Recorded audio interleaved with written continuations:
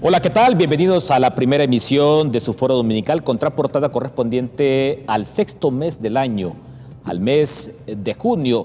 Hoy, a nivel latinoamericano, ha sido un día de elecciones. Se ha llevado a cabo la segunda vuelta electoral en el Perú. Segunda vuelta electoral. Más adelante vamos a tratar de hacer un contacto con el dirigente del Partido Liberal, Eduardo Martel, quien anda en calidad de observador electoral. Hay, según datos, tal vez tenemos las imágenes, hay un empate técnico con una leve ventaja de un punto porcentual superior a la candidata de la derecha, Keiko Fujimori, sobre el candidato que más creció en razón de la primera elección con la segunda vuelta electoral. Para los amantes de la segunda vuelta electoral hay que conocer esos contextos. Yo esperaría que las autoridades electorales de Honduras y también miembros de la Comisión Electoral del Congreso hayan ido a hacer, diríamos nosotros, un turismo electoral para conocer más. Miren, esta es la encuesta a boca de urna de la encuestadora más respetada de el Perú, de Ipsos Perú. La diferencia es de 1.4, encuesta a boca de urna. La otra casa encuestadora, Modum, da también una diferencia de 1.2. O sea que coinciden ambas con la estrecha victoria de la candidata de derecha Keiko Fujimori, que esta es la cuarta elección consecutiva en la que participa. Siempre ha sido derrotada en segunda vuelta. Diríamos, ¿por qué? Porque los candidatos perdedores se suman al segundo y logran derrotarla. Y este sería el 10º presidente en 5 años que tendría Perú. Muy bien, más adelante en una media hora vamos a tratar de establecer contacto hasta Lima con nuestro amigo Eduardo Martel. Pero en el contexto hondureño han dicho desde el Partido Nacional, implementaron una línea muy fina estratégicamente a nivel de medios que hoy algunos desaciertos del gobierno del presidente Fura es porque desde Libre se les está boicoteando. Pero vean lo que va a pasar a partir de mañana. Tabla de los combustibles, una rebaja considerada en el precio de los carburantes de 3.63 en la super, de 3.45 en la regular, de 4.14 en el querosén y de 3.11 en el diésel, pero nadie lo comunica. Yo lo digo porque tengo un compromiso con la audiencia y también con mis invitados, pero solo se viraliza en redes sociales. Vengo acá. Tengo a mis panelistas, empiezo con Omar García. Desde Libre dicen que, desde el Partido Nacional dice que algunas cosas no están saliendo bien en el gobierno porque se les está boicoteando desde Libertad y Refundación. Omar García, ¿qué valoración hace de estos 4 meses y días que lleva ya el presidente Fura al frente del poder de la nación? Buenas noches. Muy buenas noches y Dios y patria para todos, y un saludo aquí a los compañeros panelistas. Al igual que el Partido Libre y el Partido Nacional, en política ya técnicamente hablando, educadamente hablando, porque es importante decirlo, siento yo que el Partido Nacional, al igual que el Libre, les pasó lo del síndrome del cerco. Se llega al poder y en esa situación de llegar al poder resulta que no tienen cuadros de formación, cuadros competitivos. Libre se caracterizó por tener un montón de familias emparentadas porque según ellos le iban a dar golpe de Estado y entonces tenían que evitar a toda costa, porque la lección aprendida cuando había estado el señor Mel era de que si hubiesen tenido familiares más en una argolla, pues no les hubiera pasado eso, y entonces ellos lo tuvieron acá, y caro lo ha pagado la República. También le está pagando caro el caso del Partido Nacional. Tenemos hermanos de padre y madre, tenemos 4 que cada uno de ellos tiene una secretaría. Tenemos esposo y esposa e hijas que están en 3 secretarías. En el Congreso Nacional tenemos a la esposa del presidente del Congreso Nacional. Tenemos un seguimiento muy interesante en función de varios diputados que están negociando y metiendo a sus familiares. Entonces el síndrome del cerco les ha agarrado. ¿Por qué? Porque en ese afán de tener una persona comprometida, porque siempre sucede eso, los compromisos, los acuerdos fuera de partido, adentro de partido, familiar y grupos, hacen que realmente diga que la cosa va a funcionar. Pero han puesto un montón de gente, en este caso incompetente a mi criterio.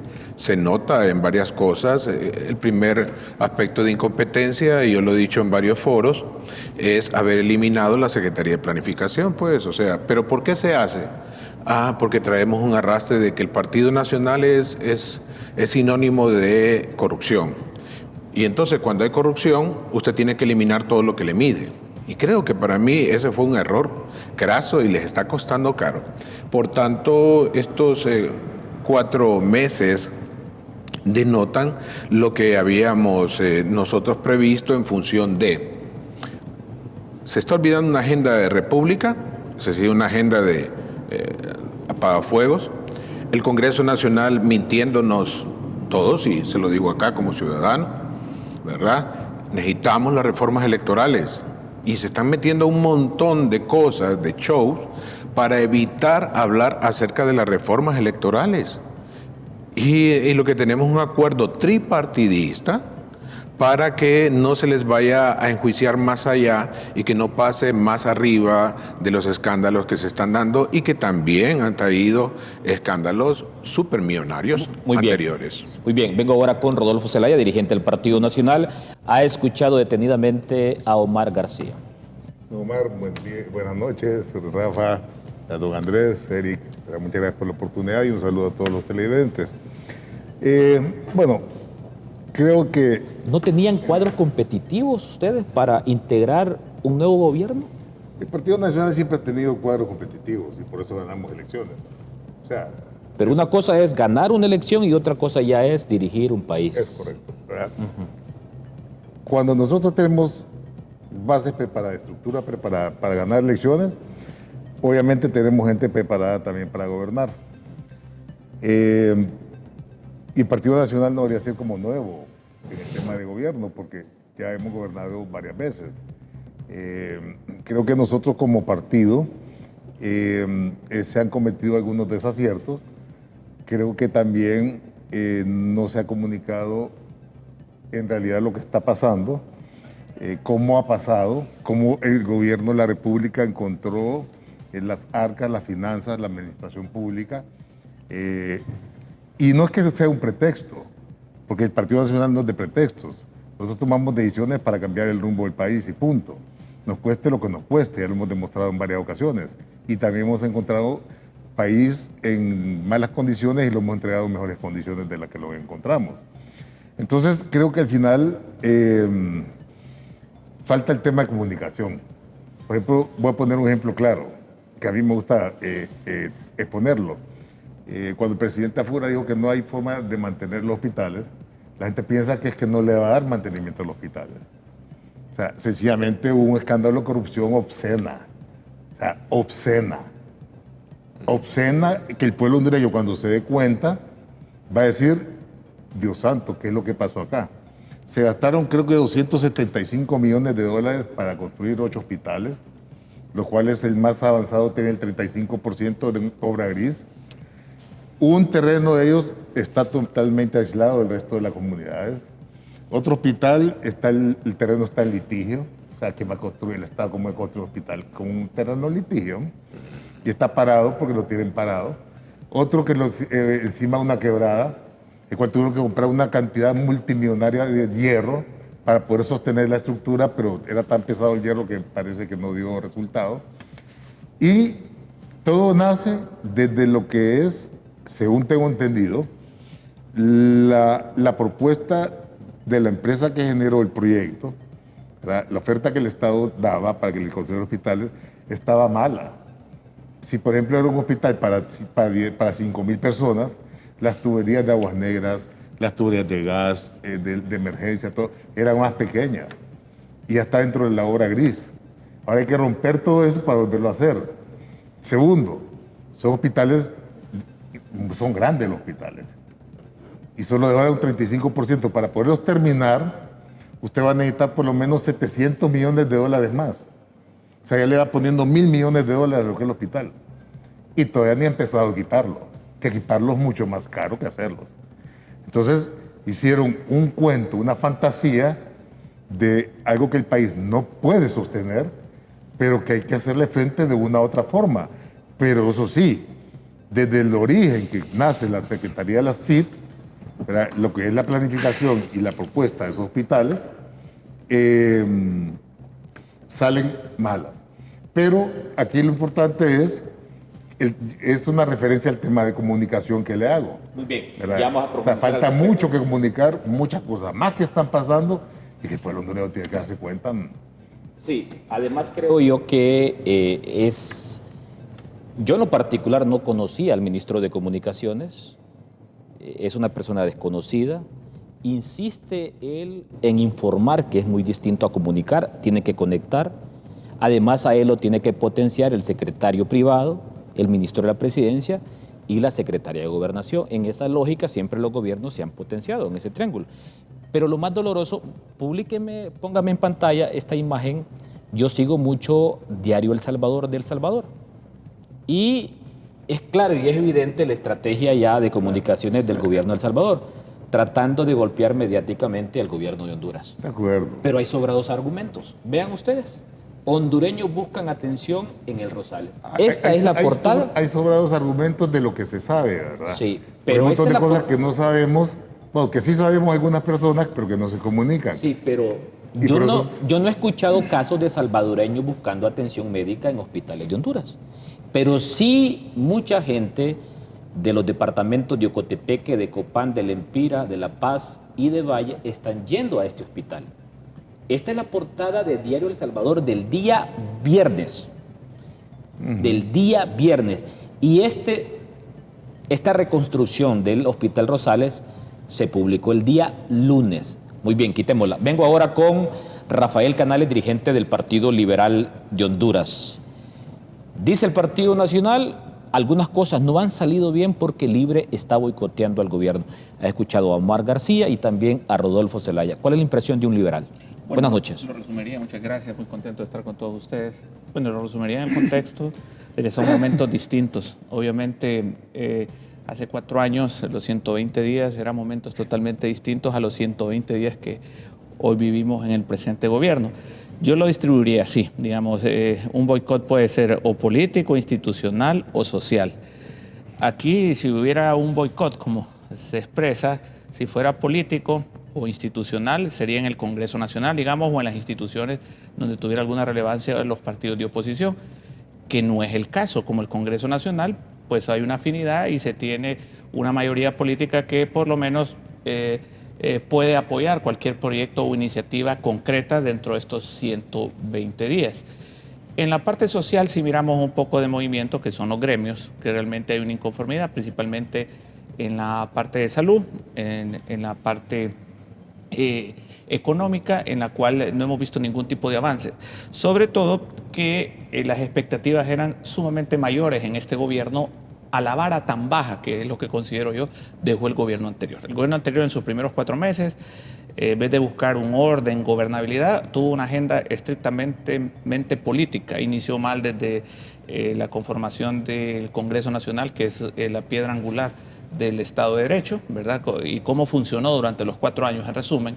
En este proceso creo que dentro del Congreso Nacional sí ha habido una mejora continua en el sentido, por lo menos no como dijo una correligionaria mía del Partido Liberal, que nos dejan hablar. No se trata que los dejen hablar, sino que las iniciativas de ley, como dijo el doctor Omar, es que las reformas electorales, por ejemplo, que fue una promesa, se iniciaran y se viera un proceso diferente.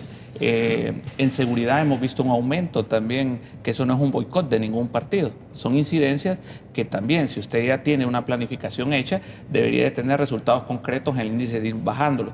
En la parte hospitalaria, bueno, la palabra obscena no la voy a utilizar, pero lo mismo pasó hace 8 o 10 años, que fue obsceno lo que pasó. Voy a utilizar la palabra de aquí, de Rodolfo, la vamos a copiar. La tuya ahora, la tuya ahora. Sí, la vamos a hacer propia, pero fue obsceno también lo del Seguro Social, fue obsceno lo de los hospitales móviles, y así es obscena la corrupción en general.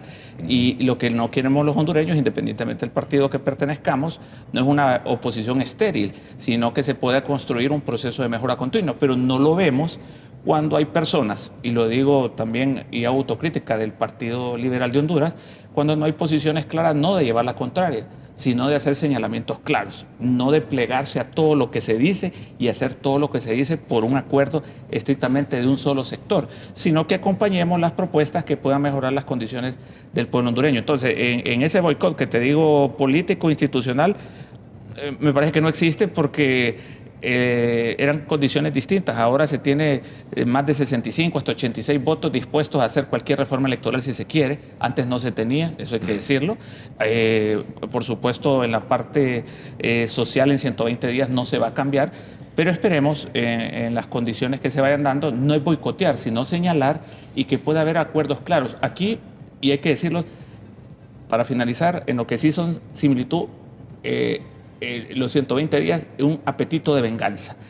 Yo me desquito, y eso pasó en el 2022, contra el Partido Nacional, el Partido de Libertad y Refundación, un odio radical, y ahora también me parece que hay un desquite por lo que pasó también en los primeros días de este presente gobierno, lo cual no genera una convivencia pacífica entre todos y cada uno de los sectores del país. Y hay una gran ventaja para el gobierno y para el Partido Nacional, que ni el Partido Liberal y ni Libertad y Refundación publicaron comunicados haciendo un análisis, una valoración de los 100 días. Ninguno de los dos partidos. Así es. Andrés Pavón es analista político, fue embajador de Honduras en Cuba, en su momento estuvo muy vinculado, fue de los grandes forjadores de la izquierda, me dijo el otro día que ya no estaba en la izquierda. Pero ¿cuál es su valoración sobre lo que dice hoy el Partido Nacional? Porque creo yo que fue sacado de... Me dijo el otro día un amigo que me encontré en un centro comercial, estuve en el cuarto de guerra del gobierno. Dije yo, pero... Y en realidad harán grandes aportes. Andrés. Sí, un saludo, Omar, Rafa, Rodolfo. No, yo dejo que la gente me califique. Jesús nunca dijo que era el Hijo de Dios. Ajá. Le dijeron que era. Y él lo negó. No lo negó, ni tampoco lo aceptó. Pero yo igual, como me califique la gente, yo he dicho que he jugado con las dos pelotas, ¿va? Ve, con las dos piernas. O sea, bien la puedo tocar y puedo echar un gol con la izquierda o puedo echar un gol con la derecha, pero ya con el tiempo yo salí de la caverna, tal como lo planteó, creo que fue Platón, ¿verdad? Y salí de esa caverna y logré ver la luz. Y toda la gente se movía a través de las sombras. Había alguien que manipulaba la luz, y cuando regresé a decirlo, casi me linchan. La gente no creía, la gente sigue emocionada moviéndose por las sombras. Y eso quizás hace para alguna gente de la tribu que crea que yo ya no soy de izquierda. Y para alguna gente de la otra tribu crea también que ya no soy de izquierda, o quizás soy más amigo de la derecha. La verdad es que soy amigo de todos, sin ninguna diferencia. ¿Y qué sucede? A mí me parece que no. Un boicot es negarse a aceptar algo. O quizás yo me niego a comprar pomo de agua. Entonces y hago una campaña porque no lo compren, es alejarnos. Y aquí creo que Libre no ha salido a la batalla. Libre todavía está como queriéndose quitar, sacudirse, pues ¿cómo le podíamos llamar? Ese pelotero que le hicieron, ¿verdad? Todavía no se levanta, todavía está noqueado.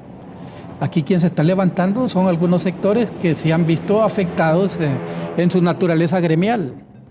Los campesinos que se han visto afectados por decretos últimos del Congreso Nacional que ha favorecido al sector agroindustrial, pero que no los está favoreciendo a ellos. Campesinos que creen que la reforma agraria, Rodolfo, se está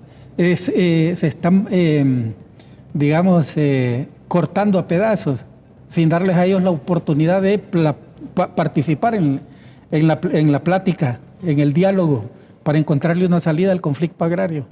Son sectores obreros del sector de salud que están en la calle. Ahora, ¿qué es lo que sucede con esto? ¿Qué impresión nos genera? es que el gobierno anterior tuvo una aproximación con el movimiento social hondureño, y eso es una realidad. Líderes del movimiento magisterial estuvieron vinculados en cargos de dirección del Estado y mantuvieron a sus bases un poco calmadas, ¿no? O sea, aquí lo que queda claro es que estos líderes sí tienen influencia sobre sus bases y las manipulan. En el pasado, en el gobierno de Xiomara, las manipularon para no salir a la calle, pero ellos sí gozaron de privilegios y esos privilegios se van destapando ahora, poco a poco. Claro. Pero la masa no lo entiende. La masa quiere que le resuelva su problema gremial, su problema de salario. Vaya, por ejemplo, el gobierno del presidente Afura prometió reducir la mora quirúrgica. Yo hasta ahora no he encontrado un informe que diga cuántas cirugías han realizado por hospital. Y eso hay que hacerlo, porque tengo entendido, bueno, yo tengo unos amigos en el barrio que ya fueron operados. No sé si a producto de esta política, pero no lo dicen. Entonces eso ha quedado como en el aire. ¿Se ha cumplido lo de la mora quirúrgica o no? Termino diciéndole, el problema de este gobierno es que no tiene esa visión del hombre de sombrero, botas y caballo. Yo creo que el último fue Juan Orlando Hernández, que la gente tenía ese concepto del corral, ¿va? Y el patrón. Pero en el caso de Tito no, aquí tenemos una visión corporativa y esta visión corporativa está alejada hasta del partido que lo llevó al poder. Hasta de sus aliados, han llegado a creer que ganaron solo. Sí, muy bien. No, y han habido prominentes dirigentes del Partido Nacional que en oposición hasta le decían a uno cuando lo encontraban en un centro comercial, invítame, no me dejes de invitar. Y ahora uno los invita y dice, no. Pero yo por eso el otro día me dijo un amigo, me dice, ¿por qué llevas tanto a Rodolfo? Le digo, mira, Rodolfo es de los pocos del Partido Nacional que da la cara. Bueno, a propósito de lo dicho por Andrés y por Rafael Canales, en un minuto para hacer la pausa comercial. Bueno, miren, yo estoy consciente de que nuestro país es un país con muchas dificultades y que el gobierno que venga pues tiene que afrontarlas. El tema es que, para terminar el tema de la comunicación, es que yo creo que de repente no va a ser ni el problema del ministro de Comunicación. Es que cuando vimos a Papi inaugurar una obra en su vida, ¿cuándo? Cuando Papi vino e inauguró un puente a nivel y ¿cuándo lo vimos? Nunca. El Papi decía, la obra se termina hoy, a las 12 de la tarde ya está abierto. Entre. Y punto. Papi no, entonces ese es el estilo del presidente. Pero desgraciadamente a mi criterio, hoy por hoy estamos en la época, como en la escuela nos enseñaban, del Renacimiento, estamos en la época de la cuarta generación tecnológica de la historia. Muy bien. Y la segunda en comunicación. Y tampoco que no vuelvan a cometer aquel error que cometió este joven ingeniero, que es el director de Cultura, Artes y Deportes. Sí. Inaugurar una obra ya inaugurada y quitar una placa de una obra que ya tenía un nombre. Miren, ahí tuvo que enmendar el error. Dijo que iba a mandar a poner la placa de su dinero. Eso no se hace, hombre. Ahí se da cuenta que es una persona inapropiada para el cargo. Es un ingeniero, no tiene nada que ver con cultura. Así como el gobierno anterior se equivocó con algunas designaciones. Vamos a hacer una pausa. En tema de Ciudad Mujer hicieron lo mismo. Sí. Quitaron la placa de Ana García Hernández y pusieron la de Xiomara. Sí, los dos gobiernos. O la de Mel, no sé cuál pusieron, la de Mel Zelaya, porque era el primer damo, pues. De Xiomara Castro. O de Xiomara Castro, que listo. Hacemos una pausa comercial, ya volvemos. Esta noche estamos conversando con Andrés Pavón, Rodolfo Zelaya, Omar García y Rafael Canales. A propósito, vamos a colocar nuevamente en pantalla para comunicación de los conductores de vehículos. Pongamos en pantalla.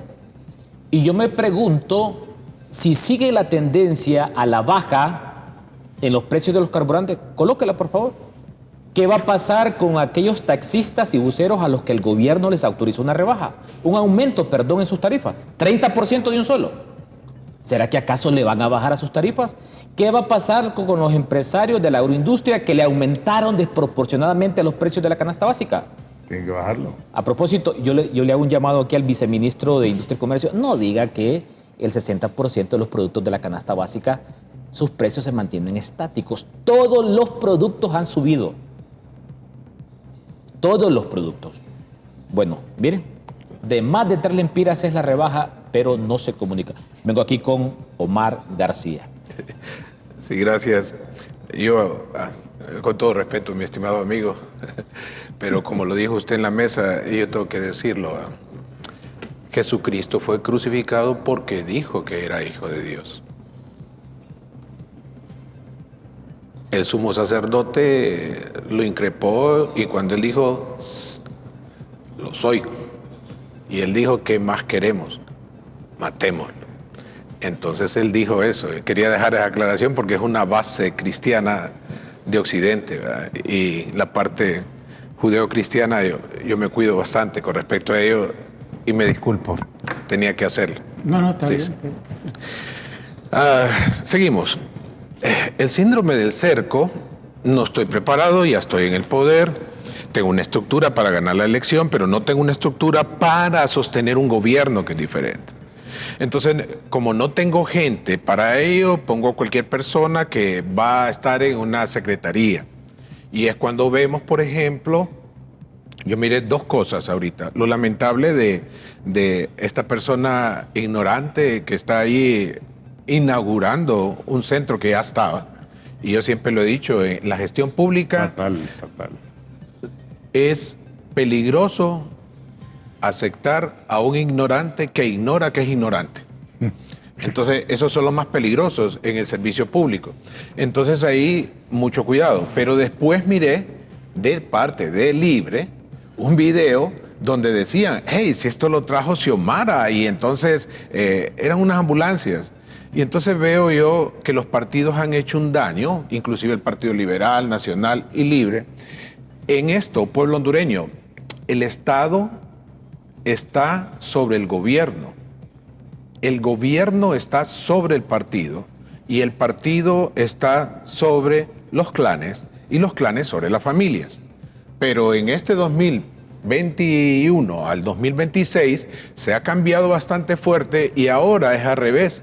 Son las familias que están sobre los clanes sobre los partidos sobre el gobierno y el gobierno sobre el Estado.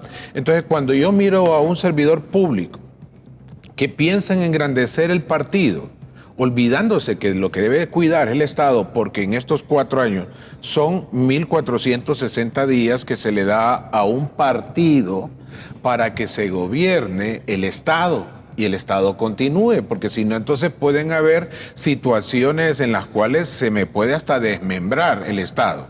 Entonces, la obligación del gobierno es que el Estado sea unido y fuerte, pero también debe de generar prosperidad. Pero si yo lo que vengo a dar es solamente la misma situación, no importa si soy de izquierda o de derecha o de centro, entonces no vamos a poder avanzar. Aquí lo que tenemos, la miro bien difícil, y yo lo dije el año pasado, creo que fue estando en una comparecencia con usted, estimado Rodolfo, y lo sigo sosteniendo. Si sigue la cosa así, lo voy a decir en televisión, dudo mucho que este gobierno termine y entregue. Lo dudo. Y yo lo dije en el sentido que no importaba el gobierno que quedara, porque sabía lo que venía, lo de Estrecho de Hormuz, las situaciones de la subida inflacionaria, el efecto dominó que tenía, la situación de salud, porque era una avalancha contenida, era un represamiento. Me recuerdo que me entonces, bien, entonces lo sigo sosteniendo y usted será mi testigo. No deseo eso, pero como a mí me invitan a los programas para establecer el análisis, lo tengo que decir. Si sigue y no hay cambios como los que se deberían de hacer, dudo mucho que este gobierno entregue al otro, conforme a lo que dice la Constitución de la República. Muy bien, ya vamos a retomar aquí con Rodolfo, con Rafael y con Andrés, pero antes, como también vamos a hablar un poquito del tema de las reformas electorales, tenemos contacto hasta Lima, Perú, con el dirigente del Partido Liberal, Eduardo Martel. Vía Zoom de este LTV, el canal de La Tribuna, en contraportada, vamos a hacer enlace hasta Lima, Perú, dándole seguimiento a la segunda vuelta electoral que hoy se ha llevado a cabo. ¿Cuál es el ambiente que prevalece en este momento en Perú? ¿Cuál es su opinión, Eduardo, sobre lo que hoy se ha suscitado en el hermano país del Perú ¿Qué proyectan las encuestas a boca de urna y también el conteo del organismo electoral? Buenas noches, Eduardo Martel. Eric, ¿qué tal estás? Muy buenas noches, un gusto saludarte, un fuerte abrazo hasta Tegucigalpa. Me encuentro aquí en la Plaza Mayor, acabamos de salir hace unos 10 minutos de la OMPE, de la Oficina Nacional de Procesos Electorales del Perú, en donde estuvimos viendo el inicio de un escrutinio que me atrevo a decir va a ser largo, va a ser un proceso que nos va a llevar no solamente horas, sino que probablemente días, pero que al menos ha estado desarrollado en un ambiente de tranquilidad. Había muchas dudas de lo que podía pasar en función de lo que vimos en la primera vuelta, y el proceso lo que indica es que será un resultado muy apretado. No me atrevería a decir en este momento quién será el vencedor, pero sí te quiero decir, Eric, que el peso, obviamente aquí están muy delimitadas y muy marcadas las tendencias políticas, el peso que tiene el interior del país, el Perú profundo, normalmente pues tiene prevalencia sobre Lima y algunas ciudades y algún voto de carácter urbano. Sí, ese punto es muy interesante, Eduardo. Cuéntele a nuestra audiencia y también a nuestros panelistas esa disputa por el voto urbano y el voto rural, ¿a quién ha favorecido? ¿A la derecha, a la izquierda, el voto rural en comparación con el voto urbano en el Perú? Bueno, aquí está muy claramente delimitado desde hace varios procesos. La zona urbana, sobre todo Lima metropolitana, es un voto que favorece históricamente a la derecha. Y el voto profundo, el voto del interior, el voto del resto, recordemos que este es un país enorme de más de 1 millón de kilómetros cuadrados, ese voto normalmente favorece a las propuestas más progresistas o de izquierda. También hay que mencionar que en esta ocasión hubo un fenómeno que no se presentaba desde hace muchísimo tiempo, y es el endoso del apoyo de Pedro Castillo, que tiene cierta relevancia en este proceso electoral, incluso al cierre de del proceso electoral, de la votación.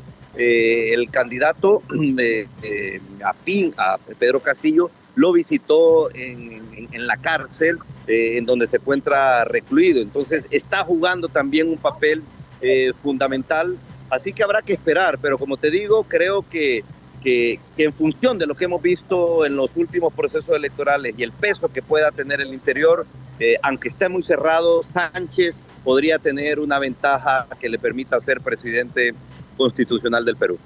¿Una elección muy polarizada entre izquierdas y derechas, Eduardo Martel? No, yo no creo que aquí se dé un proceso entre izquierdas y derechas. Creo que es un tema más de riqueza y pobreza. Es decir, Perú es un país que ha sufrido mucho de la desigualdad, tiene regiones muy abandonadas por la presencia y la mano del Estado, en la selva, en la sierra, en zonas muy alejadas, y creo que eso es lo que se disputa en este momento.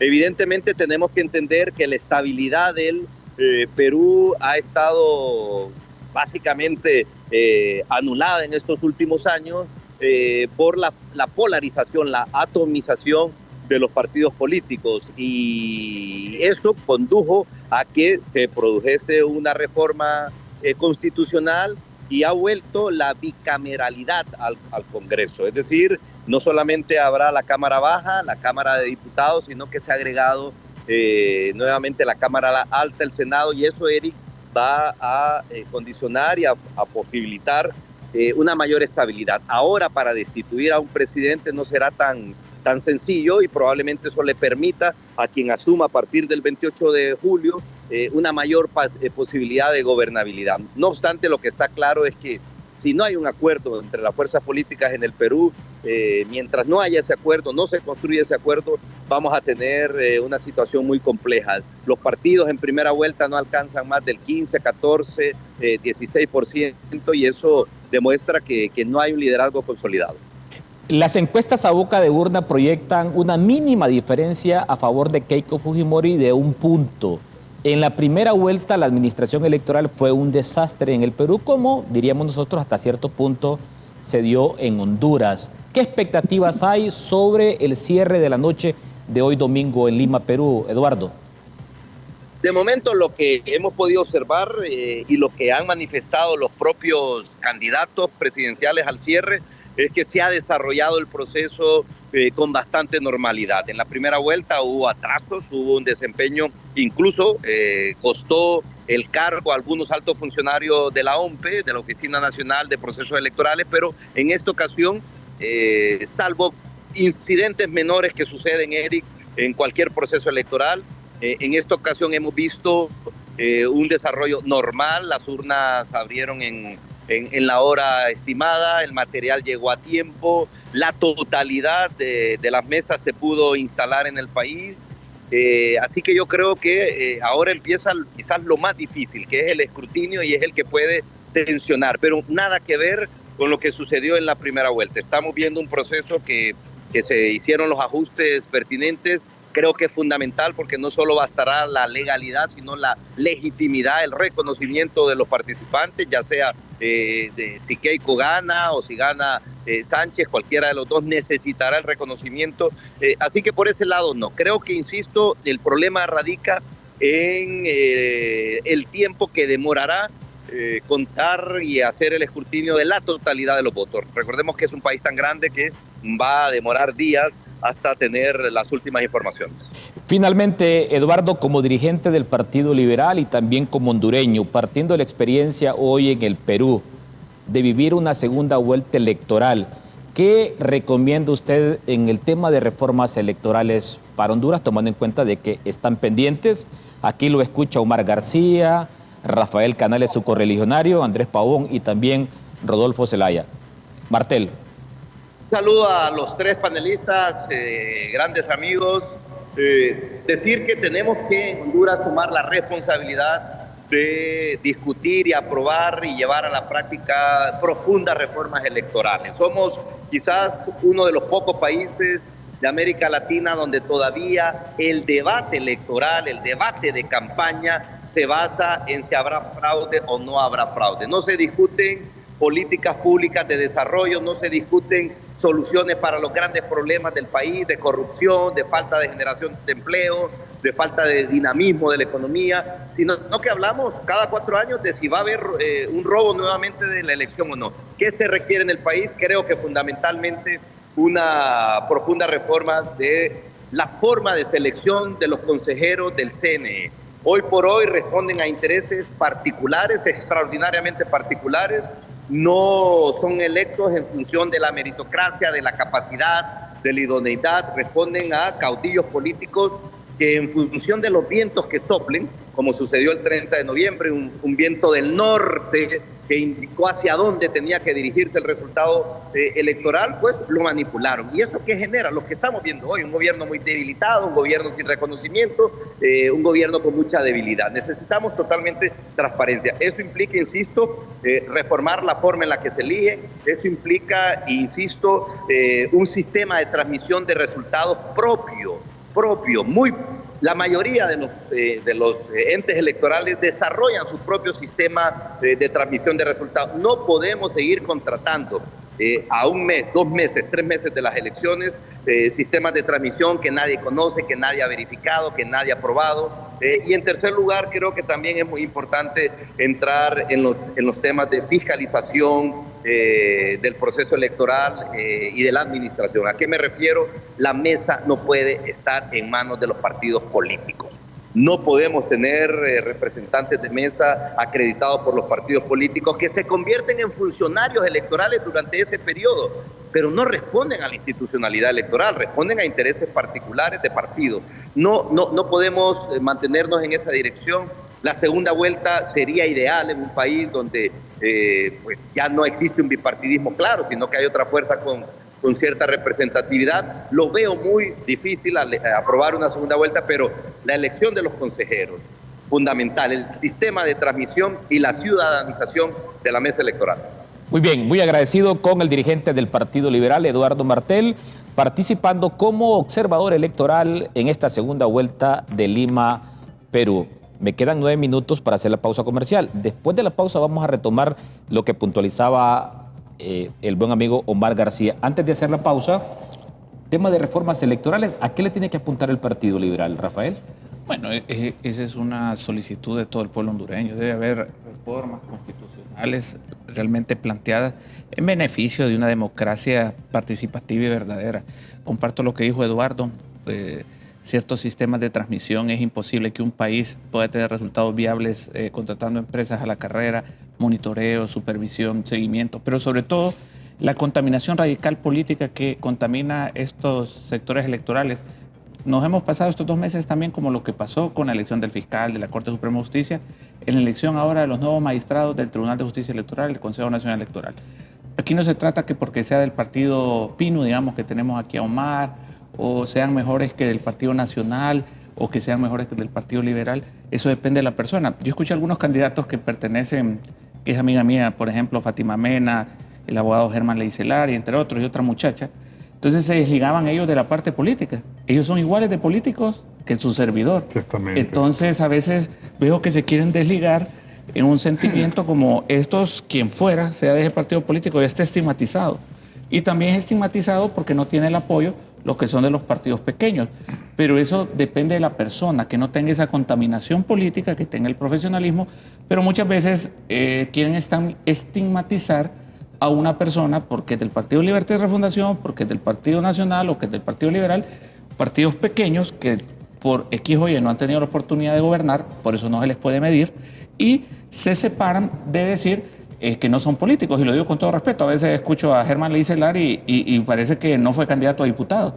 O mira otra muchacha que, no me acuerdo, Gualiqueme, no me acuerdo cómo se llama. Karen Guandique. Guandique.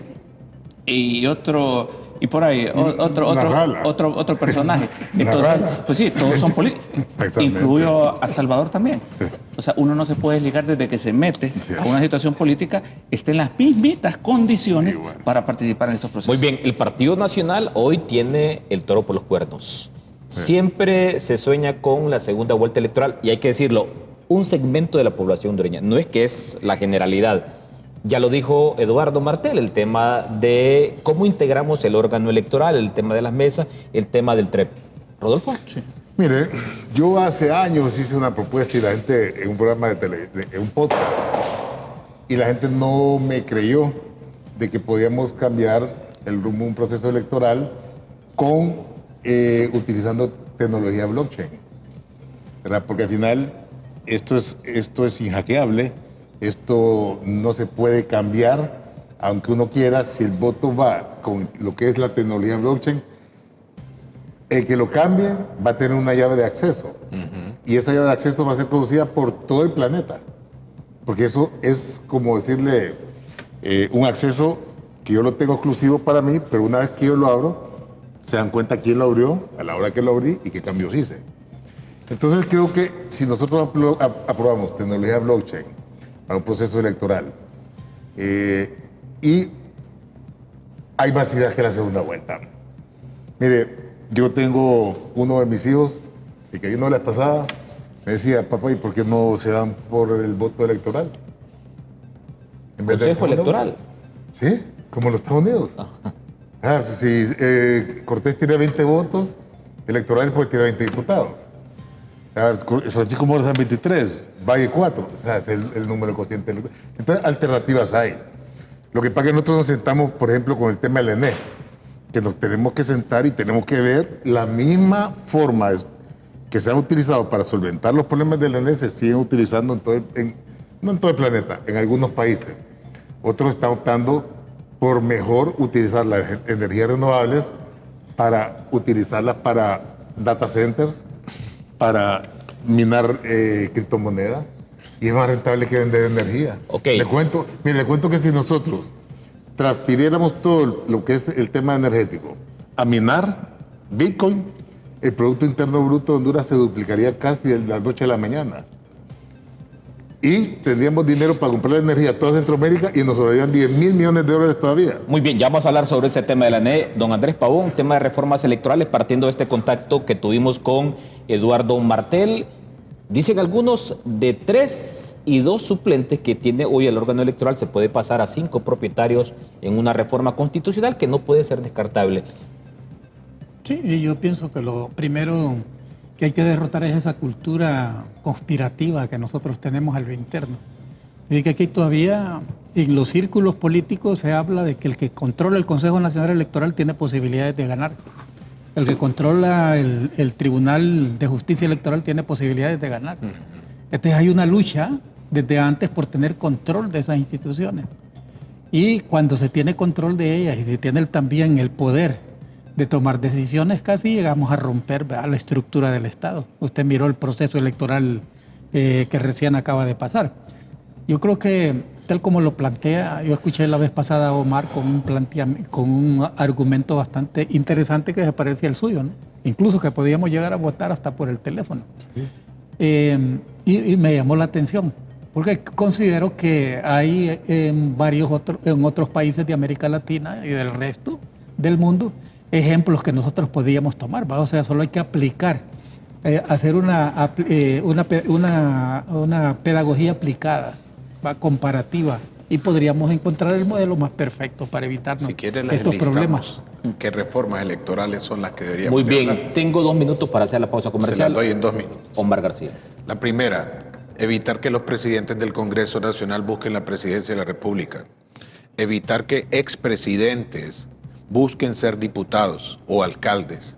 Necesitamos segunda vuelta, necesitamos distritos electorales, necesitamos el blockchain, voto electrónico con el celular para evitar todas esas cuestiones de papeletas, imprentas, Fuerzas Armadas con papeletas, todo eso se acabaría y 5 minutos después de terminadas las elecciones sabríamos quién es el alcalde y cuántos diputados hay y quién quedó el presidente.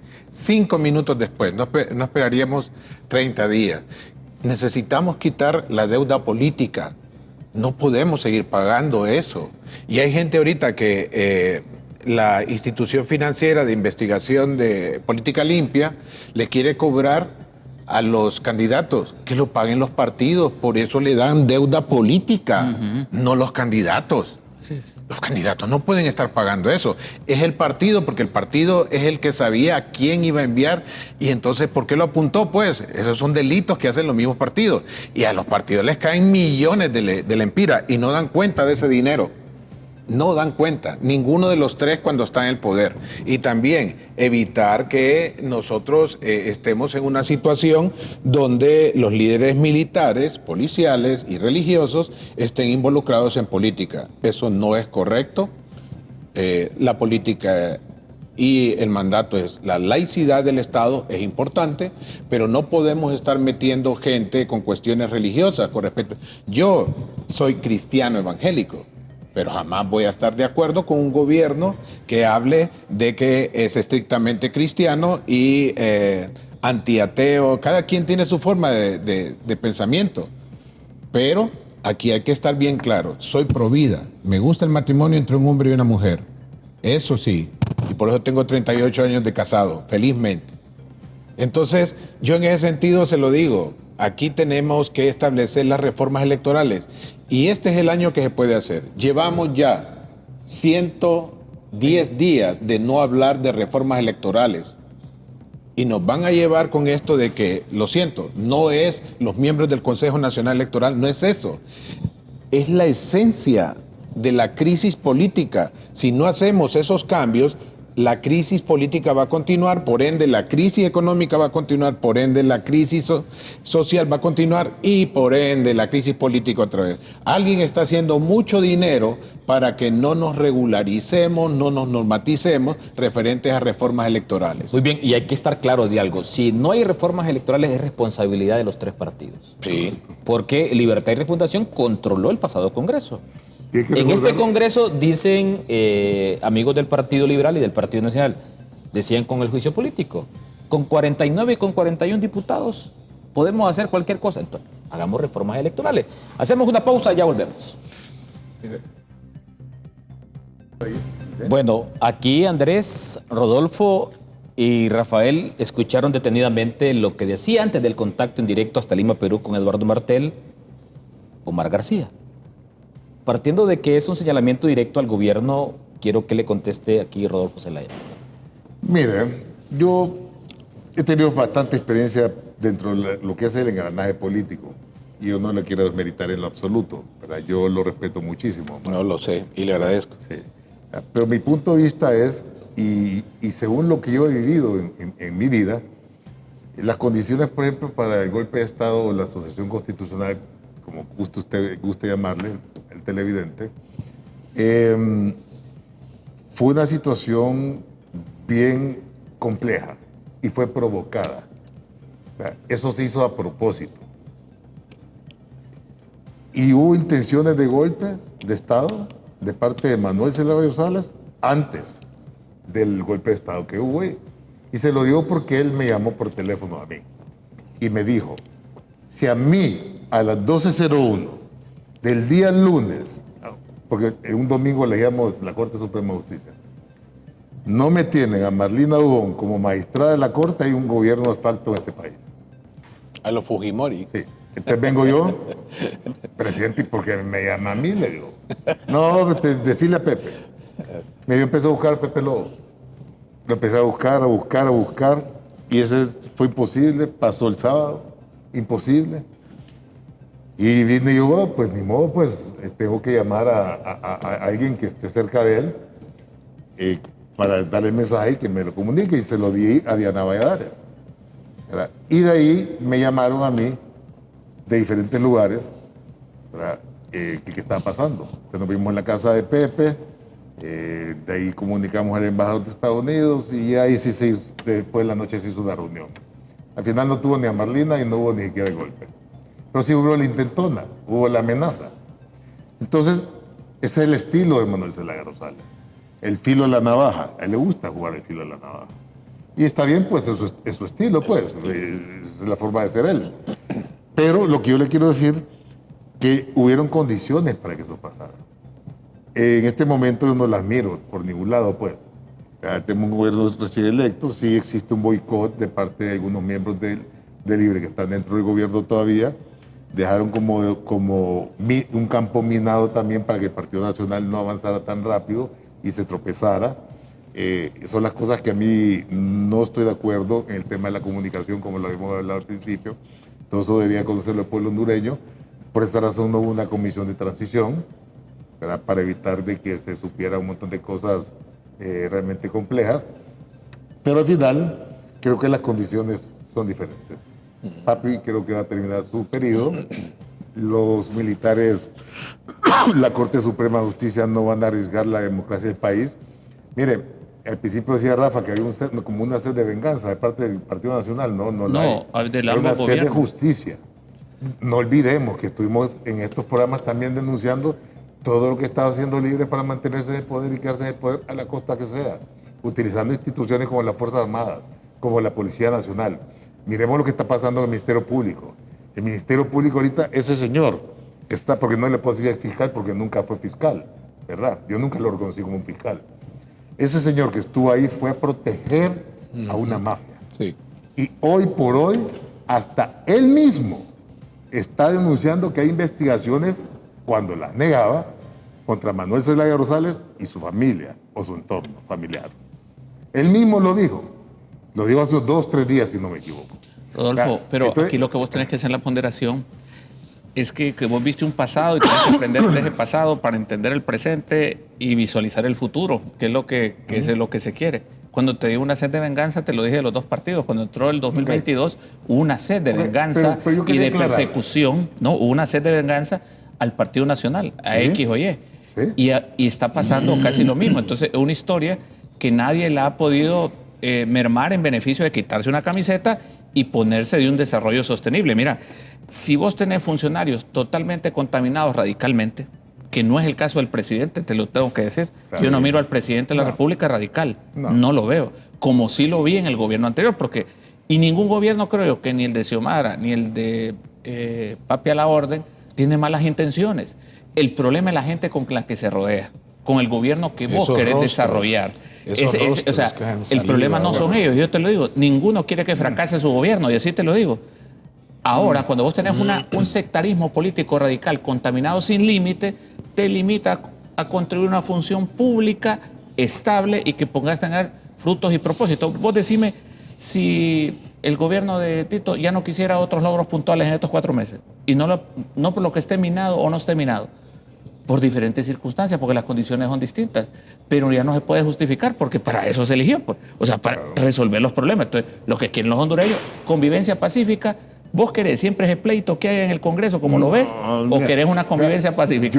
Yo miro el futuro de Honduras de la siguiente manera. Yo, ¿verdad? Aspiro a verlo así. Okay. Candidatos limpios, candidatos frescos, candidatos que de repente no estén tan involucrados en el pasado con decisiones determinantes. No contaminados radicalmente, sin límite. Sí, no correcto. corruptos. Necesitamos gente profesional. Muy bien, vengo con Andrés Pavón y después con Omar García. Andrés. Sí, es observable que la actitud de algunos funcionarios del Partido Nacional tienen una confrontación directa con la izquierda. Miré al presidente del Congreso exhibiendo un libro con el rostro del Che Guevara. Supuestamente en el contenido de ese libro existía el fracaso de la izquierda, ¿no? Literalmente. Y hay una acción de querer demostrar que el socialismo del siglo XXI ha fracasado. De hecho, fracasó. Sí. No ha sido funcional. Entonces, perdernos en ese tiempo, en esa laguna, es como ahogarnos pues en el mismo pantano. Yo creo que hay que salir de eso y salir a confrontar la realidad que tiene este pueblo. Este pueblo, fíjense que aquí pareciera entonces que la actitud de Libre en la oposición, cuando definió su lucha contra Job, pues definieron esas 3 letras, fuera Job, lograron involucrar a una cantidad del movimiento social y gente que opinaba, que al final pues contribuyó con la derrota del Partido Nacional, y pareciera que hay algunos líderes del Partido Nacional que sienten que ese golpe que dio Libre hay que vengarse de él, pues, o sea, hay que desquitárselo. Y en ese afán de querérselo desquitar, estamos volviendo a Libre la oposición real. Todavía no ha salido Libre como estructura política. Lo hacen mantener vivo, más bien. Está vivo, Libre sigue Sí. ese 19% del que se habla, pero ese 19% más bien podrían estarle dando levadura para que crezca, dado que se está vendiendo el Partido Liberal como cogobierno. Yo ahí admiro al señor presidente Tomás Zambrano, cómo logró cooptar el Partido Liberal. Me disculpa, Rafa, pero... Un segmento, pero sí le puedo decir radicalmente, ahí sí me voy a volver radical, un segmento del Partido Liberal. Bueno, vamos a llamarle segmento del Partido Liberal, pero también tiene la democracia cristiana y tiene al Pino bajo su estrategia, ¿no?, de control de poder. Y lo está haciendo bien. Si yo estuviera en el poder, ¿sí?, yo haría lo mismo, pues buscaría tener el control total. Y por último, le voy a decir que si Libre no está conspirando, que es muy diferente a ¿cómo es que decía la pregunta? Boicoteando. Boicoteando, ¿sí? Todo partido en la oposición tiene que conspirar para votar al otro, si no, no es partido político. O se suma. Si te sientes débil, que me parece que ha sido la posición de ese segmento del Partido Liberal, vamos a tomarlo del segmento.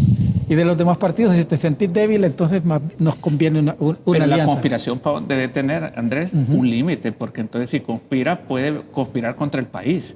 Entonces, en los cambios que necesita. O sea, debe ser conspiración política, pero no de un desarrollo sostenible. O sea, también debe tener un límite, una conspiración, creo yo. Rafa, pero eso va a ser difícil. Va a ser tan difícil que el presidente Zelaya, en su condición de coordinador del Libre, esté buscando que el Partido Nacional pueda lograr que el país salga a flote, ¿no?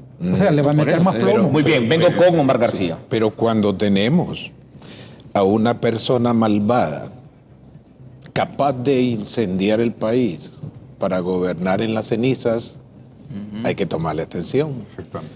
Hay que tomarle atención. Estimado Rodolfo,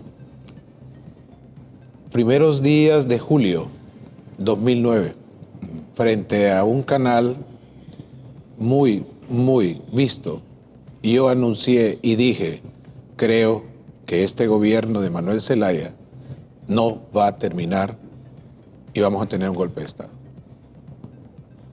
La historia nos ayudó. Yo vengo acá en mis análisis. Claro. El problema de Honduras es que 8 de cada 10 son pobres.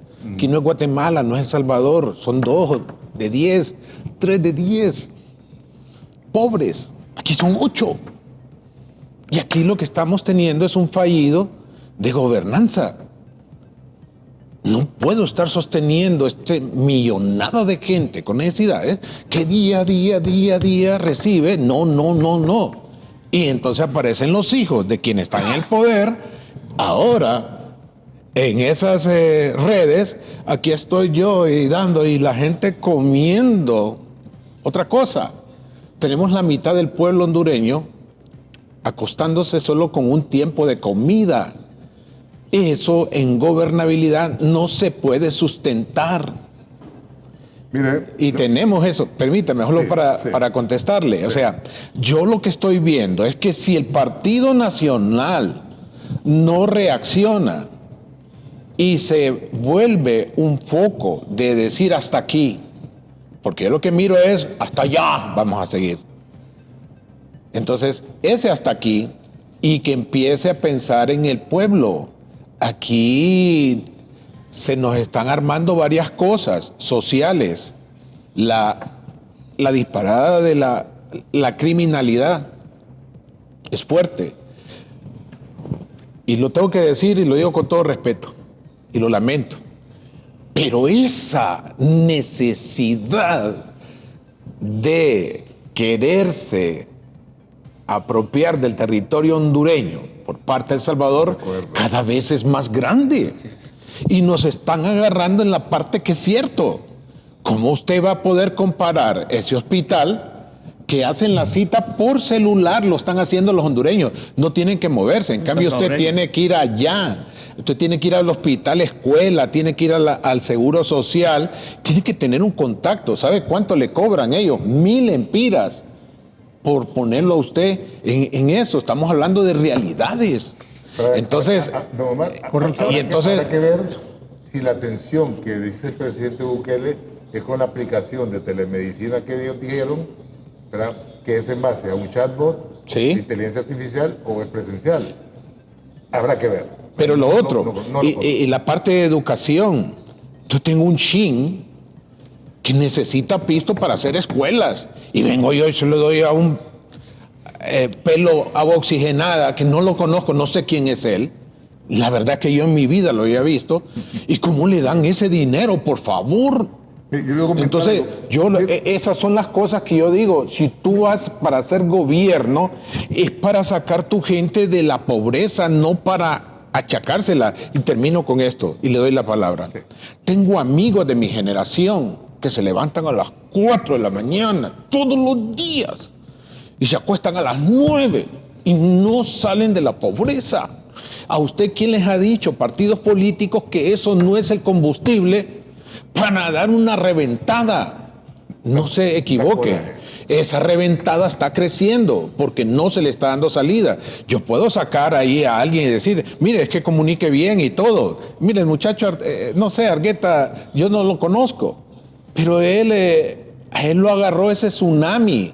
Son tantas las necesidades y poco, se lo digo, señor presidente, ese montón de rostros que nos hicieron daño, usted los volvió a meter en su gobierno. Son gente que ha hecho llorar a nuestra gente y son tan cínicos que no se tocan el corazón para volver a agarrar un micrófono y salir diciendo estamos haciendo esto. Ese es su error. La Biblia dice que el rey se sostiene con el apoyo de su pueblo, no con una camarilla. Y no entiendo usted por qué se dejó montar esta gente habiendo tanto buen nacionalista. Yo los conozco y están afuera. Mire, le voy a comentar. Hoy en la mañana recibí un mensaje de los Estados Unidos. Solo una consulta. Sí. ¿Usted ya se reunió con Tito? No, con él no. Pero primero atendió a Supremo, entonces, porque usted es un experto en materia de seguridad. Sí, primero lo atendió a él. Primero atendió a Supremo que a Rodolfo. Pero mire, yo he hablado con No, la pero ahí es persona- un error también, porque... Sí, de acuerdo, pero yo en realidad no le he pedido cita a él. Ajá. Él me dijo a mí, estáme llamando, le llamé 3 veces, suficiente. Ya, suficiente. Pero como a mí lo que me interesa, como a don Omar, es el ciudadano. Sí. Mire, hoy a las 5:45 una llamada de los Estados Unidos. ¿verdad? No, un mensaje. Combatan el narcotráfico, no hubieran sacado al general Muñoz, me dice. Y de ahí me manda uno de papi diciendo que no tenían dinero para mantener los hospitales. Entonces vengo y le digo, disculpe, no sé quién me escribe, le digo, pero le voy a tener la cortesía de contestarlo porque no me ha faltado respeto. Aquí le pongo aquí en el chat. Entonces me pone a explicar y dice, soy Santos Rufino, de San Pedro Sula y Copán al final. Estoy trabajando, disculpe, porque lo llamé, ¿verdad?, para explicarle personalmente. Y me dice, estoy trabajando, disculpe, saludos, abogado. Cuando escribí era un breve break.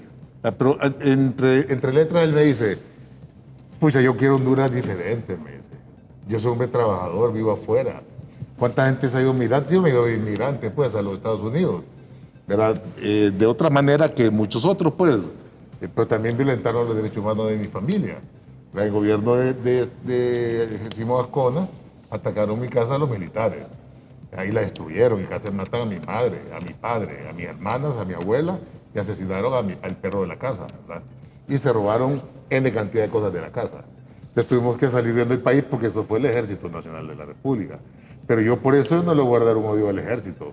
Al contrario, yo respeto y admiro al Ejército de la República. Porque nos han dado tantos años que por el error de un grupo de militares que querían mantener el negocio de la contrainsurgente que tenía mi padre, ya que era que vendía comida y toallas sanitarias para el tema de las heridas, porque era más eficiente que las ¿cómo se llama? Que las vendas que le ponen a los militares. Entonces ellos querían ese negocio y atacaron la casa para decir que había drogas, que había esto. Al final no pudieron meter nada porque la seguridad de mi casa lo vieron y dispararon primero y empezó el combate. Hay un tema que no me gustaría Rafael Canales, dejar pasar nada más, lo del Salvador. Mire, uno también debe ser de análisis. Nadie niega los gloriosos logros que podría haber hecho El Salvador en materia de seguridad o en materia de salud. No obstante, hay una estrategia que uno lo debe analizar y lo analizo como simple ciudadano. Esa inconformidad que ha tenido con el gobierno pasado, con el presente gobierno, de no cortar ciertas relaciones. El gobierno de El Salvador, y te lo digo, desde los años 90 aquí se distribuían mapas en las oficinas de turismo con áreas que pertenecían a Honduras y aparecía El Salvador y nadie se daba cuenta. Nos han estado induciendo bajo una política que también hay que tener mucho cuidado con eso, ¿no? O sea, uno no se lo puede admirar cuando estás viendo que es una estrategia que la está asumiendo de forma personal el actual presidente y que nadie TikTok, le pone ojo a eso. ¿Cuánto dinero nadie le desconoce en esa campaña? Porque hay una campaña en TikTok para eso grande. Teníamos de revisar cuánto dinero invertido, si es que ha invertido, ¿verdad?, El Salvador en esta campaña para prácticamente que cambiarle la opinión a los hondureños. Pero mire, algo que la gente no sabe. Honduras tiene capacidad de endeudamiento actual aproximadamente de 16 mil millones de dólares. Esa es la capacidad aproximada que Honduras tiene de seguir endeudándonos. ¿Sabes cuál es la capacidad de endeudamiento que tiene El Salvador? ¿Qué es lo que no sabe la gente? Mínima. Cero. Sí. Cero. El riesgo país de ellos El riesgo país de ellos superior es al enorme. nuestro. Por eso está porque él necesita seguir religiendo. correcto. Entonces, él tiene que expandirse a otros lugares. Y como ya no tiene dinero en El Salvador, mira una oportunidad en Honduras de 18 mil o 16 mil millones de dólares en endeudamiento, porque no dice, le entremos a Honduras, pues, si ella no tiene nada que ofrecer, más que seguir construyendo algunas cosas que le vayan donando, porque de ahí no tiene más recursos. Muy bien, pero sí, yo les digo acá... Hay que agradecerle la ayuda Sí, que eso se dio, sí, pero sí. hasta ahí nada Sí, más. Pero y mire, yo les voy a decir miren aquí los porque... medios, usted fue alcalde. Sí, porque los también... 6 alcaldes que recibieron la vacuna de COVID, Sí. de parte de El Salvador, los 6 perdieron. No, pero ya ese fue No un sé, tema pero- electoral, pero yo les digo No, no, acá... pero no hubo mire, agradecimiento. pero aquí al cesto de la basura con aquella premisa mediática de comparar a El Salvador con Olancho. Son casi 7 millones de salvadoreños y comparan a Olancho. ¿Serán mejor las escuelas Me y los indignamos. centros de salud de Olancho con los del Salvador? Los pueblos demandan gobernantes eficientes y eficaces. De acuerdo. En esa lógica, yo les digo, ahí estuvieron el viernes, ¿sabe dónde estuvieron? Entregándole a San Fernando Cotepeque, quítese a niños binacionales. Pero Dígame yo- qué ha yo- hecho el Estado. yo- Dígame qué ha hecho el Estado de También- Honduras por también- esos niños también- binacionales. Es que el señor Bukele es el Lee Kuan Yew de Singapur. Yo lo entiendo, yo lo entiendo. Pero también hay una realidad hondureña. Nosotros tenemos una realidad hondureña y esa pasa por prosperidad, por trabajo, por combate a la corrupción, que no va a ser venida de otro lado. Entonces, nosotros tenemos que asumir nuestra responsabilidad generacional. Lo binacional debe de respetarse porque hay acuerdos referentes a eso. Pero igual, el daño que se hizo de la señora ministra de Educación no tenía que entrar con uniforme militar. Mire, mi formación es militar. Yo he dado conferencias en Washington para el Instituto Iberoamericano de Colegios de Defensa. Eso nunca se hace, pues tuvo que haber pasado por el Congreso Nacional que le dieran permiso, pero ella entró de un solo. Ahí hay unos protocolos. Quiso entrar. No. Sí, ella, sí, pero ella lo sabía. O sea, a lo que voy yo. No la dejaron entrar y no reaccionaron. Y ese, pero fue una cuestión ahí.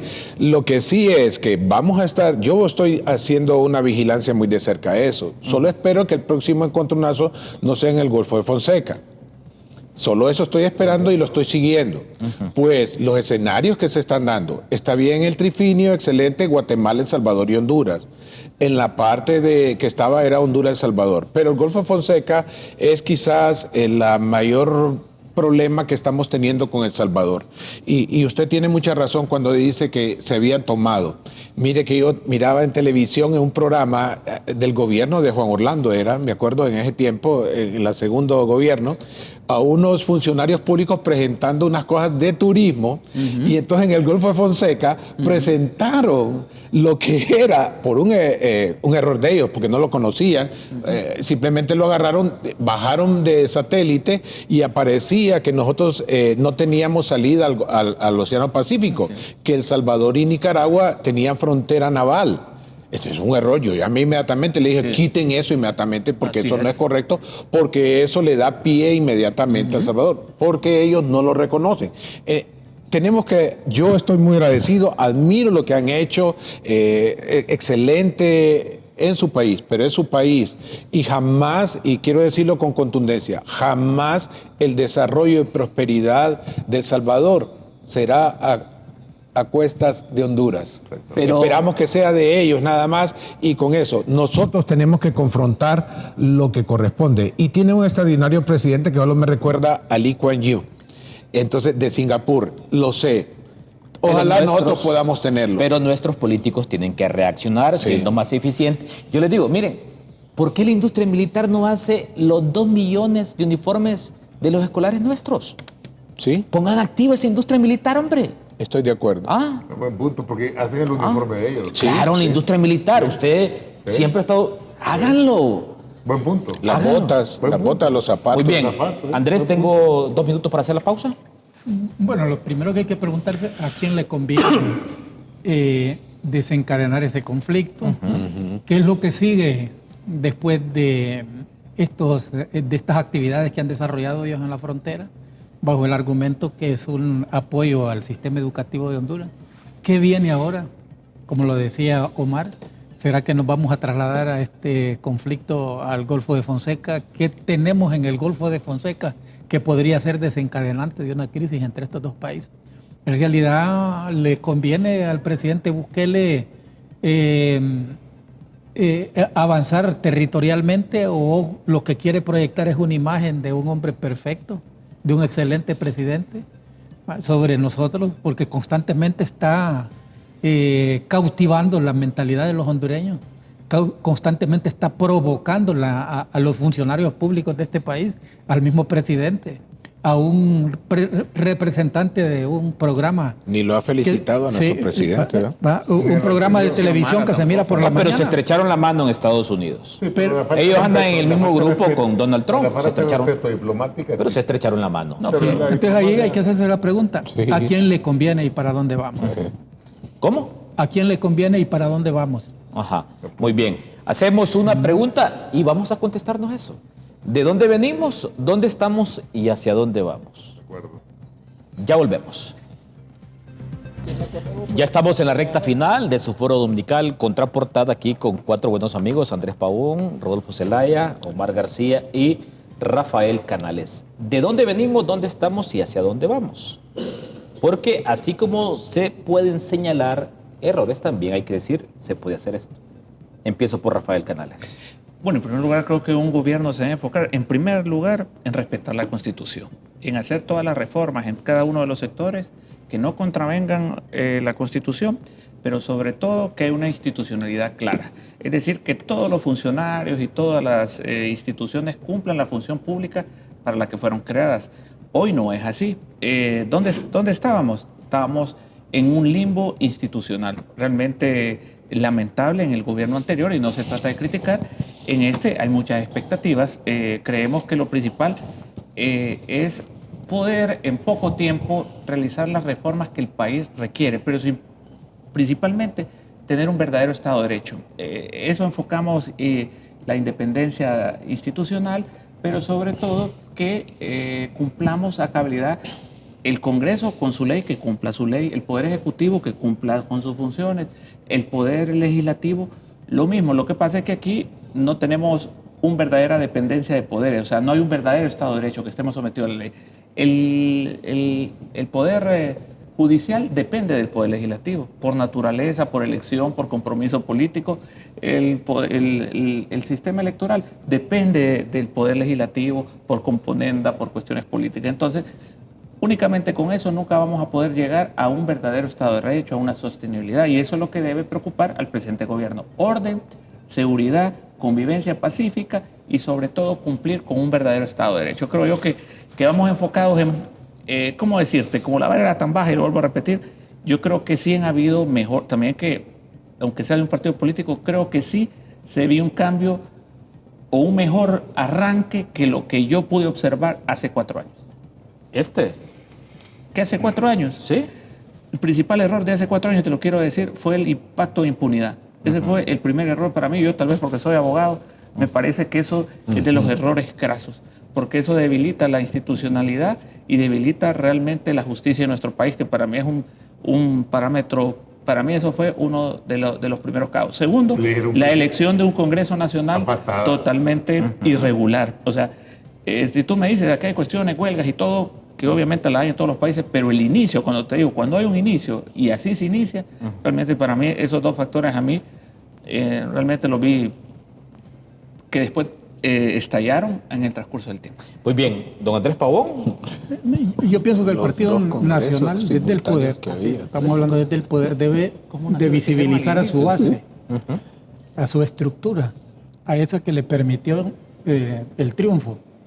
Pero también, aparte de eso, debe de ser visible con sus aliados, porque el Partido Nacional, aunque lo están diciendo ellos que llegaron solos, no, llegó a través de otros generadores de ideas que fueron provocando la debilidad del Partido Libre como estructura en el poder. Pero se ha retirado de ellos. Bueno, me contaba un pastor evangélico que apoyó mucho esta campaña, que hasta ellos no los han querido recibir ahora, después de que jugaron un papel simbólico dentro de este proceso electoral. Ahí me parece, yo el otro día criticaba también, porque decía, así como estos pastores clamaban por la defensa de la democracia, entre comillas, porque hoy no están jugando un papel protagónico. Porque después van a volver a salir, entre comillas, por la defensa de la democracia. ¿Y por qué no proclaman un ayuno donde Dios proteja a los servidores públicos que quieren hacer lo correcto y que castigue a los servidores públicos que quieren hacer sus cosas corruptas y con su familia? Sí. Se puede hacer un ayuno público, hagámoslo y van a ver que la gente va a cambiar. Eso deberían hacer los pastores, ¿verdad? Sí, eso deberían de llamar. ¿Por qué no? Eso se llama rogativas imprecatorias, cuando se pide que el malvado sea castigado. Porque eso es lo que está sucediendo. Entonces, ¿por qué no puede haber un movimiento eclesiástico de ayuno y oración para que los servidores públicos que hacen sus fechorías caigan en sus trampas y sean castigados ellos y su familia? Se puede hacer. Y el otro tema es su oposición, ¿verdad? Que es libre. Yo pienso que deben de tener una oposición más táctica, más estratégica, no desordenada. Ahora todo el mundo parece que quieren quedar bien diciendo, no, los culpables de esto es este socialismo fracasado. Aparte de eso. Pero para usted hoy, ¿hay oposición política o no lo hay? No, son reacciones espontáneas y un poco desordenadas de un movimiento social que estuvo vinculado a Libre a través de sus dirigentes, pero que ahora, al perder ese sombrero de político, se miran en la necesidad de querérselo volver a colocar como líderes sociales. Ahí en esa aparecen rostros que uno conoció en la administración de Libre y se pretende decir de que esa es la oposición política de Es Libre. que la oposición, no. solo lo que bien dice Andrés, la oposición debe ser la oposición, pero con la alternativa también. Es decir, si yo critico una cuestión, yo también llevo la solución. Y eso es lo que falta, la solución. O sea, si yo te critico el problema, te llevo la solución. Y esa es una verdadera oposición. Pero aquí ningún partido, estando en la oposición, lo ha hecho. No, pero eso es lo... Aquí eso ningún partido estando en la oposición, cuando estaba Libre gobernando, el Partido Nacional no hacía eso. Cuando el Partido Nacional estaba en el poder y el Partido Liberal era la oposición, no lo hacía. ¿El qué? Así es. Claro, esa es la aspiración de nosotros, Rafael. no, claro. En especial en los años que tenían que hacer las reformas electorales. Sí. Andrés, ya para finalizar. Sí, yo creo que también hay que evitar que los términos precluyan. Sí. Cuando estamos hablando de reformas electorales, Son este creo que el año. Partido Nacional debería de ser el líder Sí. en este proceso de reformas electorales y evitar que los términos vayan a precluir, ¿va? Porque si precluyen, entonces estamos en el mismo escenario. Y en son el mismo reformas conflicto. constitucionales, tienen que esperar Estamos un con los año. mismos actores, Omar. Y Se va a repetir, tal como lo vamos a señala ir con Omar, las con mismas esa cuestiones. fuerza que me deja un poquito así, un poco inquieto, ¿va? Con ese fervor Andrés. patriótico, pero esos actores mismos son los que van a contribuir en el mismo desorden que vamos a tener. Andrés, yo próximamente. conversaba con usted el otro día que estábamos grabando un podcast y aquí Rodolfo tiene un tema muy puntual, que es el tema energético. Recálqueme lo que usted me decía tomando en cuenta esta reforma estructural que ya está promoviendo el gobierno. A propósito, yo no me sentí bien cuando dijo el presidente que esta gran empresa, lo dijo en San Pedro, lo dijo en el Foro de Turismo, esta gran empresa no anda bien. Mire, la ENE se fundó desde 1800 y tanto, ¿no? Y ha venido teniendo un proceso interesante de disminución de sus capacidades administrativas. Yo le comentaba que no era tan cierto que una vez que esto pase a ser administrado por un sector privado, una de sus partes, vayamos a tener mejor salud, que vayamos a tener mejor educación. Eso es mentira. Entonces, esos fondos no se van a trasladar para ahí, se van a usar en alguna otra cosa. Y los pobres van a empezar a pagar más energía y ahora se la van a cortar digitalmente. Porque en eso sí, Omar, ahí sí se va a avanzar digitalmente, pero no en el voto. Pues, sí. Ahora se la van a cortar y se va a ir creando una bola comparativa, porque el gobierno con el que tiene que compararse el Partido Nacional necesariamente es el gobierno que acaba de salir y ese gobierno es Libre. Esos 800,000 que no pagaban energía son seguros voto contra el Partido Nacional si la energía, si esa reforma no sale como la está pensando el presidente. Bueno, puntualmente dice Andrés que si se privatiza la ANE, ¿qué hace ahí vamos? Es que mire, Como lo quiera disfrazar el Partido Nacional hoy en el poder, dice que pueden tener un voto de castigo, dice. Es que mire, para empezar, yo creo que la ENE está privatizada desde hace años, pues, porque la ENE por sí sola genera menos de 1,000 megas y estamos contratando más de 3,000 megas adicionales, tengo entendido, en todo lo que es el país. Y eso lo maneja el sector privado. Entonces, si hablamos de privatización, de repente sería nada más lo que son los conceptos, los manejos. Pues sistema de pago hasta lo manejan ellos, sistema de despacho también está privatizado.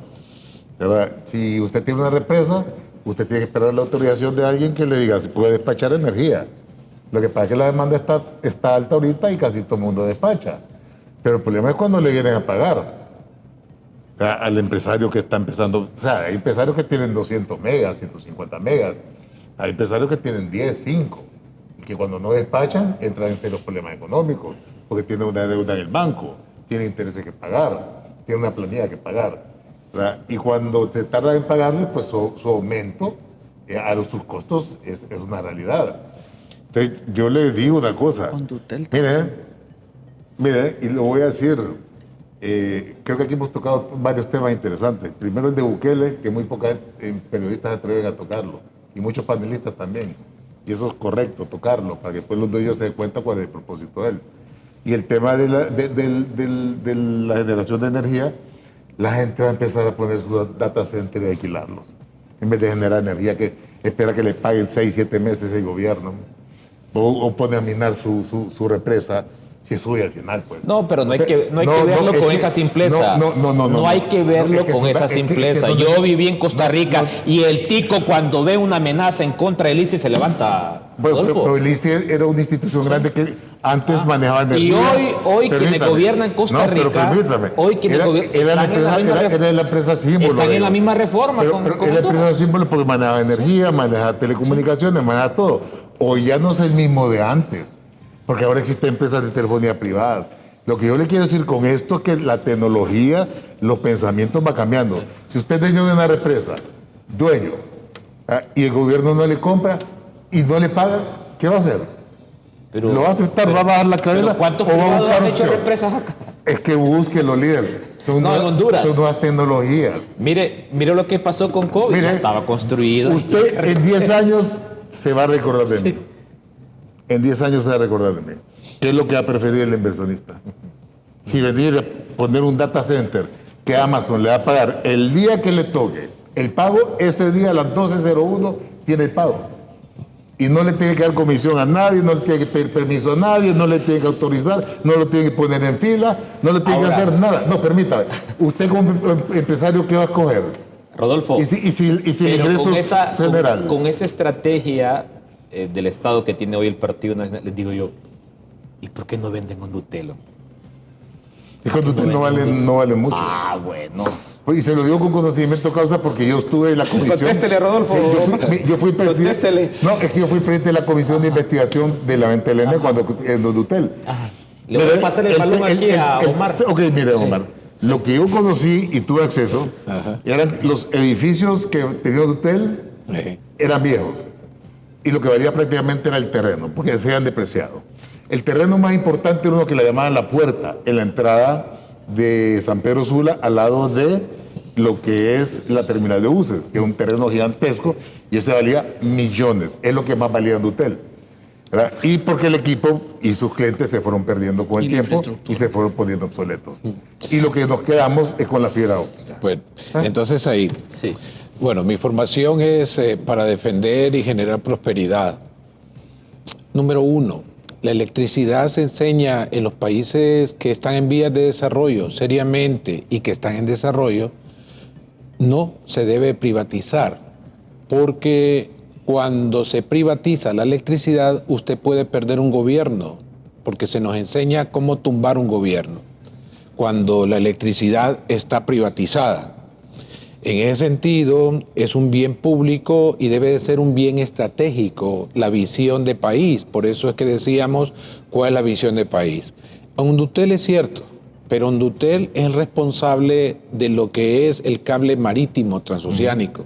Y eso es lo que lo vuelve valioso, y eso es que no tiene la capacidad ninguna de las compañías que tenemos, que nos dan estos servicios, y hacia eso se está apuntando precisamente lo que es el escudo de las Américas también.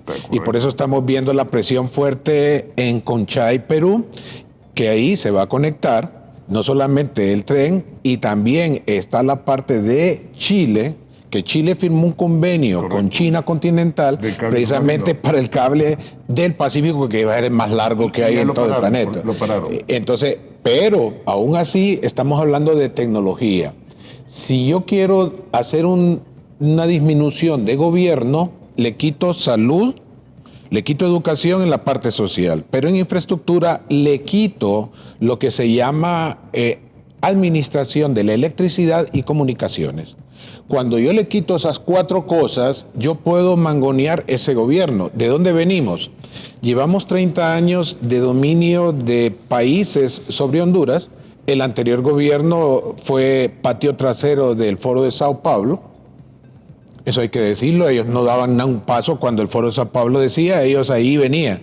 Nunca voy a olvidar cómo me extrañó eso de ¡Viva Palestina! El 15 del Día de la Independencia, ¿qué tenía que ver eso? Pero entendí un montón de cosas, ahí se me abrieron los ojos. Después me enteré por qué se hizo también. Entonces, ese apartado. Ahora tenemos el escudo de las Américas. ¿De dónde venimos? En una intervención fuerte de todos los países más fuertes, donde nos hace perder de vista la repotenciación de la salud como conforme está, y ahora con esos bots pueden ayudarnos. Yo ahora miro en la familia, ¿cómo te salió tu examen? Entonces agarran el examen, ¿ve? Y le pasan el escaneo ahí, el de sangre, y le aparece en ChatGPT y les dice, usted tiene esto. Pero le digo yo, bueno, mire, ok, eso está bien. Ahora uno de dos doctores, los dos doctores dicen un 90% de eso que era lo que había dicho. Entonces yo dije, wow, entonces Salvador va bien en ese sentido. Pero siempre está el face to face, el doctor que logra ver eso y que ve más allá. Necesitamos la educación se cambie. Miren, los gremios, aquí tengo malas noticias, estuve allá en Ceiba dando una conferencia a más de 4,000 maestros y cuando yo pasé me empezaron a gritar, fuera jo, y yo dije, pobrecito. El problema de los profesores es que los manejan los tres partidos, liberal, nacional y libre. Mientras no retomen la visión como gremio, están reventados y por eso no vamos a ver mayores avances en la educación. La educación está cambiando tanto que hasta yo mismo estoy viendo las cosas. Mire, quien les habla, yo tengo un doctorado en negocios, 2 maestrías, 4 diplomados y tengo que cambiar todo eso porque lo que está sucediendo ahorita es un cambio fuerte. La educación estará más en casa. Y último consejo cerrando, enséñeles a sus hijos una profesión y un oficio. Solo así van a poder ser libres en el contexto integral. Si solo se quedan con la profesión, sus hijos van a vivir una esclavitud como la que se está creando en función de los países desarrollados con sistemas. Educación es oficio y también profesión. Que sepan las dos cosas y van a ver que van a tener muy buena oportunidad en lo que corresponde. ¿De dónde venimos? Les estoy diciendo, ¿hacia dónde vamos? Si seguimos agachando la cabeza y aceptando a todo lo que nos dicen los extranjeros, no nos va a ir muy bien. Ok, un minuto para un mensaje final, Rafael Canales. Bueno, finalmente, profundamente contento y agradecido por la invitación, Eric, y esperando, pues, como hondureño nada más, quitándome un poco la gorra de un partido político. Debe de hacerlo. Que este La gobierno... Olimpia se la acepta. Y la del Barcelona. Bien, excelente. Mejor Ya somos dos perfectos, sí. Perfecto, estamos de acuerdo. Queremos realmente como hondureños que el país prospere, que haya un verdadero Estado de Derecho, que todas las instituciones, y ahora que el Partido Liberal también comparte algunas instituciones, cumplan con su función pública e institucional a cabalidad, no en beneficio de ningún partido político ni de sector ideológico, sino únicamente por el pueblo hondureño. Muy bien, un minuto para un mensaje final, Andrés. No, hombre, que cumplan eso que dijeron, comida en la mesa, pisto en la bolsa y trabajo, ¿va? Así es. Y sobre todo que nos den esperanza, ¿va? Que nos den esa confianza de que nosotros vamos a salir adelante. Claro. Este país tiene Somos que ir más allá. riquísimos, ¿va? tenemos Y grandes aparte de oportunidades. comernos el jocote, hay que hacer los jugos y hay que venderlos. Sí. ¿no? Bueno, no sé si es por la mascarilla, pero cuando usted dijo eso, yo lo miré a usted que como que tragó. No, es que en realidad yo tengo mi punto de vista de lo que tiene Un que minuto hacer, para un mensaje. de lo que tienen que hacer los gobernantes. Sí. El tema tecnológico va a cambiar de aquí al 2030 enormemente. Se van a desplazar una cantidad de empleos grandísima en el mundo. Sí. Y el país que no esté preparado, pues, lo va a sufrir. Y si Honduras no nos metemos, ya estamos tarde. El Salvador, que inició mucho antes que nosotros, ya están tarde. Pero nosotros estamos mucho más tarde. Si no lo hacemos, pues estamos invitando a todo el país a que sufra. Así que yo les digo, vayan metiéndose el tema de tecnología. Los jóvenes saquen cursos gratis que existen en Internet de todas las empresas grandes para poder capacitarse en temas de tecnología y que sean promesas de futuro. Emprendedurismo. Y fortalecer las matemáticas. No sé. Porque la matemática va a ser el futuro de todo lo que es la programación, de todas las automatizaciones que han existido en el planeta, de las configuraciones que han existido en Internet, en la tecnología, en los nuevos teléfonos, en todo. Y si nosotros como país no nos ponemos a la vanguardia de esos temas, vamos a estar mal. Si logramos eso, Rodolfo, tenemos las tres cosas. Comida en la mesa, pisto De en la acuerdo. bolsa y trabajo, porque usted me dijo toda la forma en que vamos a trabajar. De acuerdo. Vamos a hablar sí, por ahí. Claro que sí. Muy bien, gracias a don Andrés Pavón, a Rodolfo Zelaya, a Rafael Canales y a Omar García. Nos veremos el próximo domingo, siempre en punto de las 6 de la tarde.